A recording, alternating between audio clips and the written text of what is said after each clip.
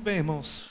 Nós vamos meditar numa palavra. Depois, os irmãos aí que estão formando um conjunto hoje, eles vão estar cantando mais um louvor junto com o Davi. Mas eu gostaria que você abrisse a sua Bíblia nesse momento. Nós somos acostumados já com o nosso presidente, que está trazendo um estudo muito maravilhoso para a gente. Mas eu quero deixar uma palavra para a igreja. Escritor aos Hebreus, livro dos Hebreus, cujo autor, não se sabe por certo quem é o escritor desse livro de Hebreus, capítulo de número 12, e o versículo de número 1 e 2, bastante conhecido da igreja. Hebreus, capítulo 12, versículos 1 e 2. Os irmãos encontraram?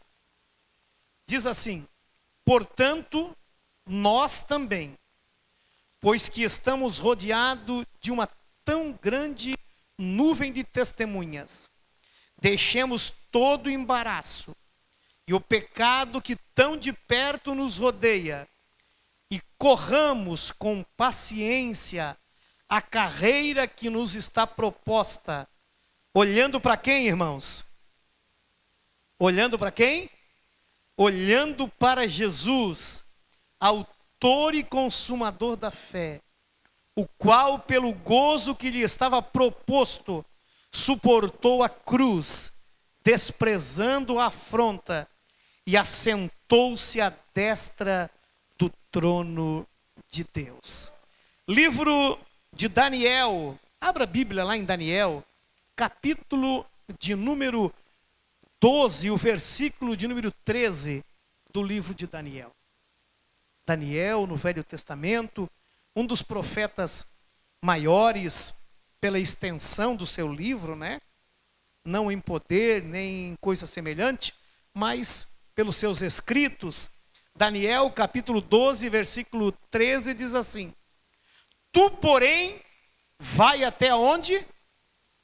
Até o fim, porque repousarás e estará na tua sorte no fim dos dias. Amém, meus irmãos?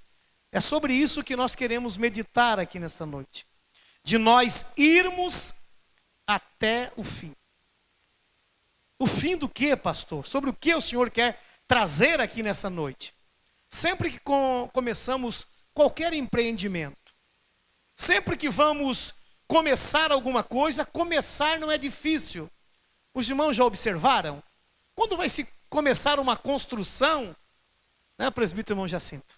Quando vai se começar uma construção, se começa com muito ímpeto, com muita força, com muito ânimo, pastor Pedrinho.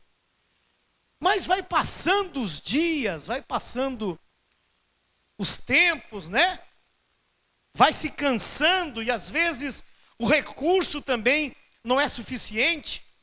Então, começar não é difícil, mas chegar até o fim é sempre um desafio na carreira que nos está proposta. Por isso que o escritor aos Hebreus diz: corramos com paciência a carreira que nos está proposta.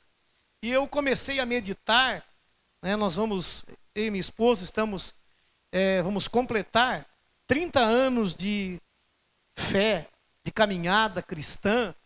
E quanta gente começou com a gente? Quanta gente começou a servir a Deus conosco na nossa mocidade? Quanta gente já não está mais entre nós? Quanta gente já partiu para a eternidade? Outros pararam na jornada, mas o escritor aos Hebreus diz que nós devemos correr a caminhada com paciência e olhar para Jesus, autor e consumador da fé. Só haverá coroa para aqueles que forem até o fim. Apocalipse 2:10 disse: ser fiel até o fim, até a morte, até o fim. Ser fiel até a morte, e dar-te-ei a coroa da vida. Então só existe coroa, Só existe prêmio para quem chegar até o final. Só existe coroação, né? E você pode observar, Paulo disse que os que correm no estádio, ele está falando dos atletas que corriam num estádio, numa arena, ele diz que todos correm, mas um só leva o prêmio. E ele disse para nós: correi de maneira tal que alcanceis a coroa incorruptível. Então nós precisamos correr, irmão, mas correr com paciência, esperando no Senhor. Eu comecei a meditar nesse texto de Hebreus, também o livro de Daniel, dizendo: tu, porém, está aqui no singular. Deus está dizendo para Daniel, exclusivamente para Daniel. Eu não vou me deter no livro de Daniel, porque nós estamos estudando esse trimestre o livro de Daniel. Mas Deus disse para Daniel: tu, porém, Daniel, vai até o fim. Eu comecei a meditar em Daniel, o escritor aos Hebreus, e eu comecei a lembrar de alguns personagens da Bíblia que conseguiram chegar até o fim. Não é à toa quando Paulo diz assim: combati o bom combate. Alguém acha lindo demais esse versículo, e ele é bonito mesmo. Mas quando Paulo está dizendo combati o bom combate, acabei a carreira e guardei a fé, desde agora a coroa da justiça me está preparada. E ele diz: não somente para mim, mas para todos quanto amam a sua vinda. Mas para Paulo dizer isso, ele passou por um processo. Os personagens da Bíblia, irmão, e eu comecei a procurar, e eu encontrei um personagem que ele é um ser supremo. E nós precisamos olhar para ele, disse o escritor aos Hebreus, olhar para Jesus. E eu comecei a olhar para Jesus e comecei a entender. Ah, mas Jesus era o Filho de Deus, pastor. Você não se esqueça que ele tinha duas naturezas. Ele tinha a natureza divina. Como Deus, ele disse: eu sou o pão vivo que desceu do céu. Como Deus, ele podia dizer, eu sou a água da vida. Como Deus, ele não tinha necessidade que nós temos, mas como homem, a natureza humana, ele passou por aquilo que nós passamos. E eu comecei a ver e observar que entre o Jordão, que ele começa seu ministério, ele começa no Rio Jordão. Entre o Jordão e a cruz do Calvário, Jesus passou pelas mais adversas circunstâncias, que eu e você também precisamos passar. E eu comecei a observar e comecei a anotar algumas colocações, e eu quero compartilhar com vocês aqui, sobre por onde Jesus passou. Quem quiser chegar aonde Jesus está, precisa passar por onde ele passou.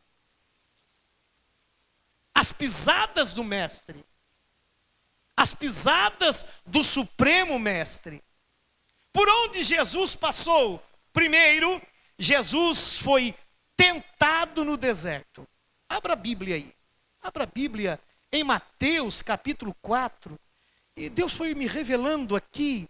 E Deus foi me dando tanta coisa aqui. Tentado no deserto. Ora, se o Filho de Deus, se o próprio Jesus foi tentado no deserto, quem de nós não é tentado? Quem de nós não passa por tentações? Mas existe um hino, parece que é o 75 da harpa. Tentado não cedas. Tentado nós vamos ser. O que não pode é ceder. Tentado não cedas. Ceder é pecar. Melhor e mais nobre será triunfar. É o triunfar que nos faz vitorioso. No capítulo 4 de Mateus, para chegar até o fim, Jesus, logo que sai da água, que é batizado, ele passa pela sua primeira prova. Capítulo 4, versículo de número 1. Então foi conduzido Jesus pelo Espírito ao deserto para ser tentado pelo diabo. E tendo jejuado 40 dias e 40 noites, ele teve fome. E chegando a ele o tentador, disse: se tu és o Filho de Deus, manda que estas pedras se transformem em pães. Ele, porém, respondeu e disse: está escrito. Onde é que está escrito, irmão? Está escrito na palavra. Está escrito na Bíblia. Está escrito, Satanás: nem só de pão viverá o homem, mas de toda a palavra que sai da boca de Deus. Veja o que eu consigo entender aqui, irmão. Tem gente que quer viver só de pão. Tem gente que quer viver só de riqueza. Tem gente que quer viver só de corre-corre, da busca desenfreada por esse mundo consumista.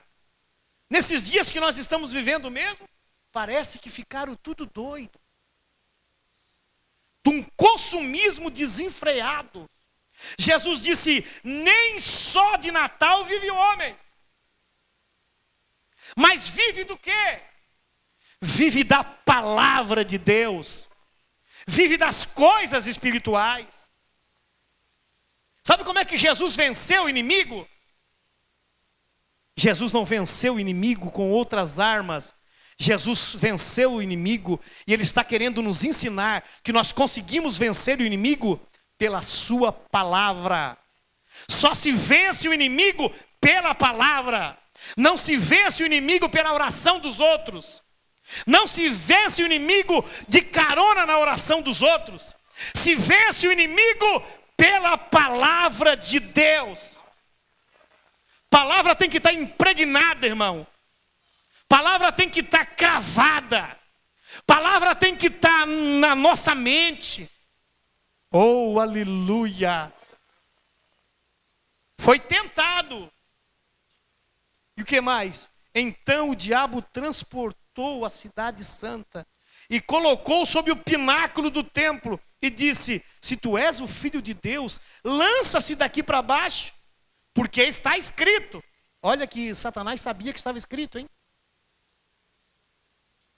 Está escrito: lança-te daqui abaixo. Aos seus anjos tu dará ordens a teu respeito e tornar-te-ão nas mãos, para que nunca tropece em alguma palavra. Disse Jesus: também está escrito. Não tentarás o Senhor teu Deus, só a Ele servirás, e só a Ele prestarás culto. Eu não vou ler os versículos aonde está escrito o capítulo, né? Para nós não tomarmos tempo.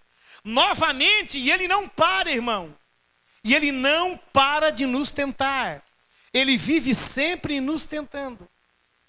Olha com Jesus, novamente o transportou o diabo a um monte muito alto e mostrou todos os reinos do mundo e a glória deles. Olha só, às vezes a gente não para nos pormenores, né, nos detalhes. Levou a um monte, mostrou todos os reinos e mostrou a glória que existe no mundo.